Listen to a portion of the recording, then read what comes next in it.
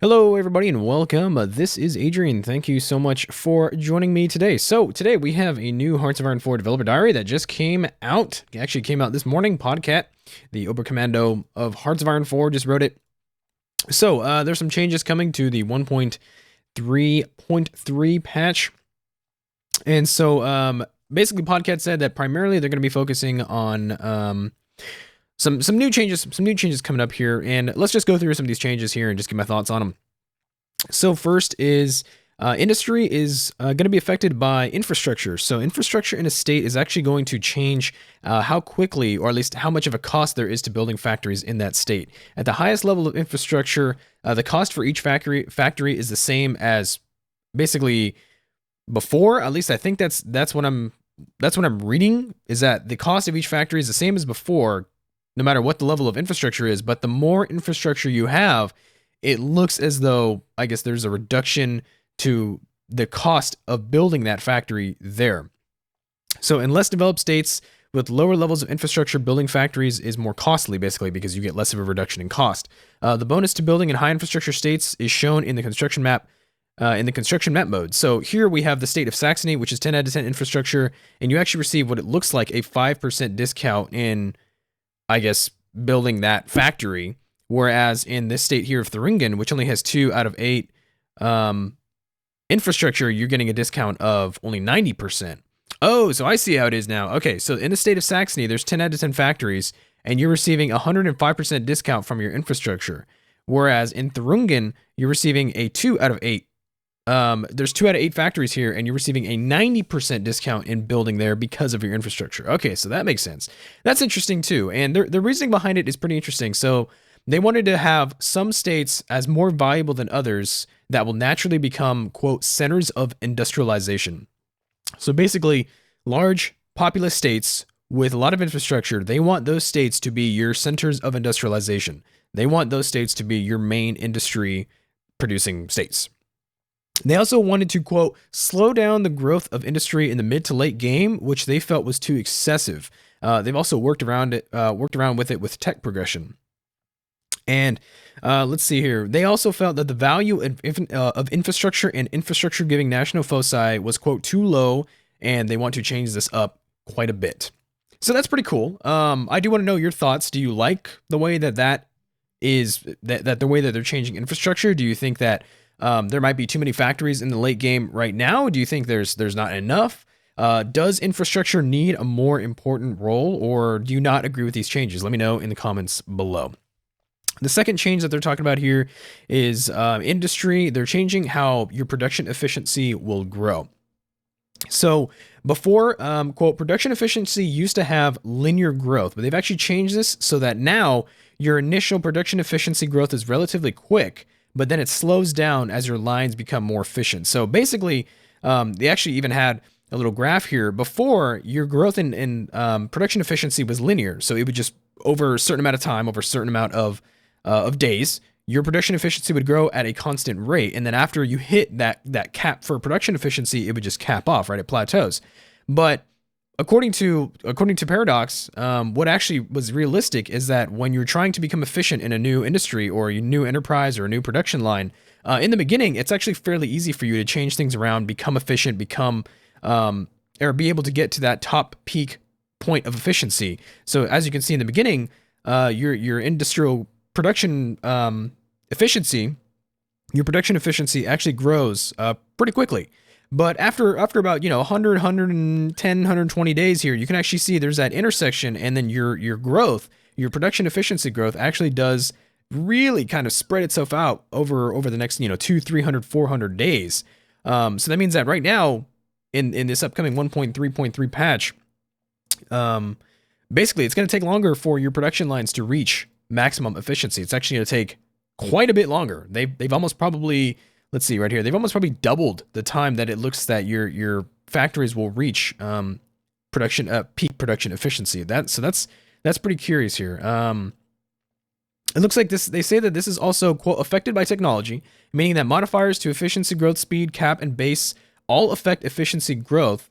And that also means that basically having high production efficiency modifiers, and also your efficiency retention actually has a lot more value now than it did before. And so now it will be more than ever, it will be more important to determine when you can change your production line from, the base Model 2 infantry weapons to the base Model 3. It's really much more of a strategic decision now to change out your production lines, because honestly, a change from peak production efficiency from 250 days to somewhere around maybe 400 or more, I guess, according to this graph, that's huge. That's a lot of time. You're literally making the time that it takes for a production line to reach max efficiency. You're extending that time out by quite a bit.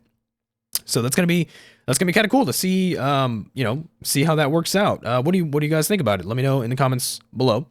I personally think that it's a good change. I don't know if, I guess if they base it off of realistic considerations, if they base it off of, realistic expectations for what actually happens in real life, then sure, I say it's a good change. But I actually never knew that production efficiency grew at a linear rate. So that's actually really interesting. I thought it kind of had already this kind of shape, but you never know.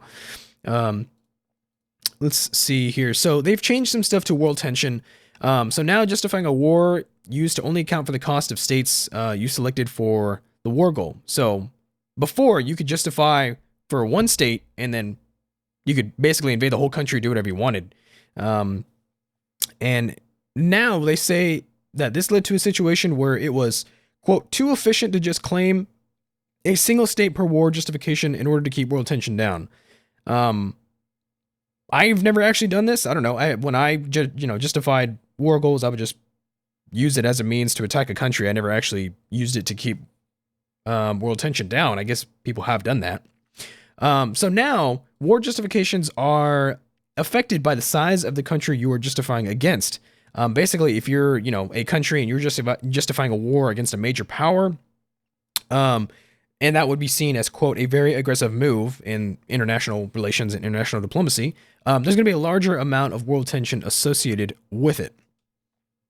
Justifying against multiple countries has also become a more costly affair, with political power basically going up the more countries you're trying to invade, as well as the amount of wars that you're already involved in. So your political power is going to be hopefully a little more important now, because honestly, when it gets to the mid to late game, you run out of stuff to spend political power on. So that's gonna be interesting.